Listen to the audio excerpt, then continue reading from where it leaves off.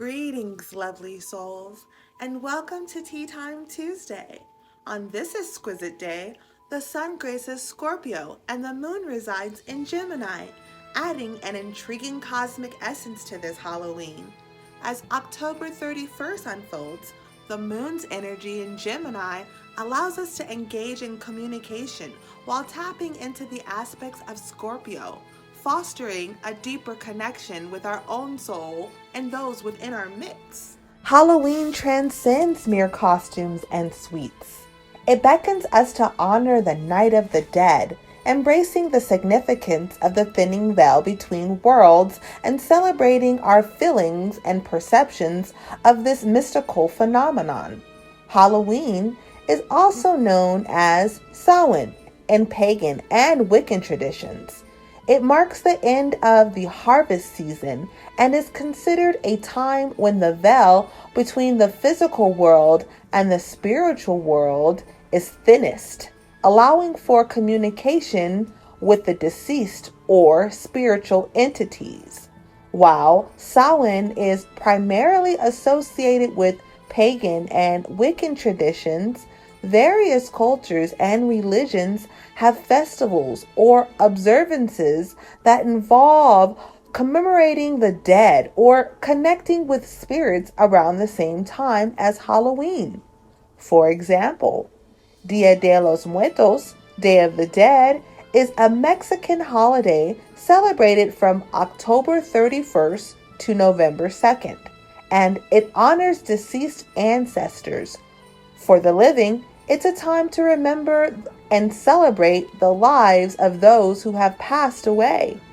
In Korea, Chuseok, usually in late September or early October, is a harvested festival where people pay respects to their ancestors through rituals and visit their ancestral hometowns. Observed in Japan, Obon, typically in July or August, is a time to honor departed ancestor spirits through various ceremonies and visiting graves.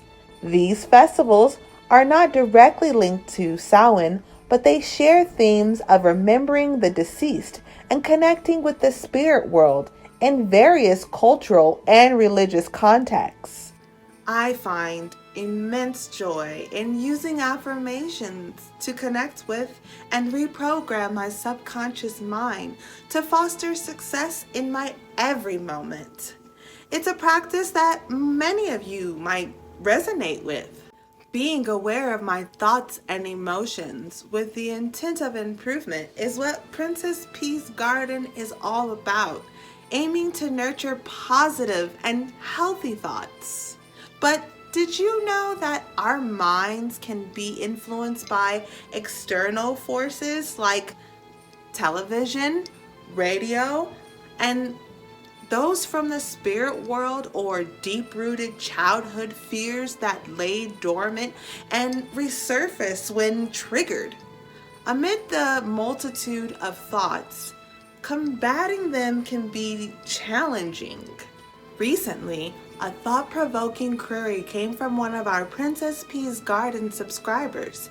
How can one discern thoughts from their highest self versus those influenced by ego or pessimism while trying to listen to their intuition? This question instantly reminded me of a method I learned in college, the practice of muscle testing, or the sway technique, found in kinesiology. These techniques aid in differentiating between thoughts, helping to determine those aligned with our highest good versus those rooted in the ego or negativity. Kinesiology, also known as muscle testing, originated in the 1960s in the United States. It was developed by Dr. George Goodhart, who combined principles from chiropractic medicine with various other disciplines, such as acupuncture and bioengineerics, amongst others, to develop applied kinesiology. His approach incorporated elements of muscle testing to assess the body's functional imbalances. There are several practices similar to muscle testing and kinesiology. Though they might not carry the specific name kinesiology, techniques like manual muscle testing or muscle response testing are often used in fields such as holistic medicine, energy healing, and alternative therapies. Practitioners in fields like traditional Chinese medicine, naturopathy, and certain forms of body work use methods that involve muscle testing or similar concepts to assess health and imbalances in the body. These practices might not directly use the term kinesiology, but they utilize similar principles in their assessments and treatments.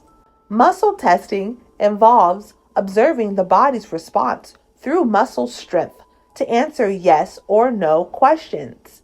Here's a basic technique. Find a comfortable space and relax to establish muscle strength baseline. Hold your arm out and ask a simple yes or no question. Apply pressure to the arm while focusing on the question to determine the response. A strong muscle often indicates a yes, while a weak muscle suggests a no, but interpretation is subjective and varies. The sway technique, a variation of muscle testing, involves observing body movements for yes or no responses. Follow similar steps to observe body sway either forward or backwards. For forward, we can interpret it as a yes. For backwards, we can interpret it for a no. Both methods are subjective and debated in the medical community, but widely used amongst energy healers. Approach them with an open yet critical mindset, especially regarding serious health decisions. On both this channel and our website, princesspeasgarden.com, we delve into the significance of chakra balancing as a way of life. It serves as a guiding platform to maintain energetic harmony. However, you can utilize methods like the sway technique in kinesiology to identify which chakra needs balancing by asking yourself specific questions or visiting princesspeasgarden.com, where you can explore our self-discovery quiz, a pathway to uncovering which of our 7 chakra life-balancing herbal teas align with your needs, offering balance sip by sip. Click the link in the description to order your affirmation herbal tea. And until next Tuesday, beautiful souls, infinite love and gratitude.